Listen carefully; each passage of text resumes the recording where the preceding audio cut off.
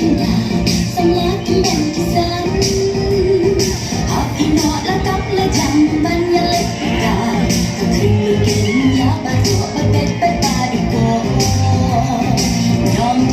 เด็กยอมไม่ทาก็ปวดเจ็บเด็กเจ็บไม่ทาก็ปวดยอมเด็กยอมไม่ทาก็ปวดเจ็บเด็กเจ็บไม่ทาก็ปวดถ้ากุยเชียง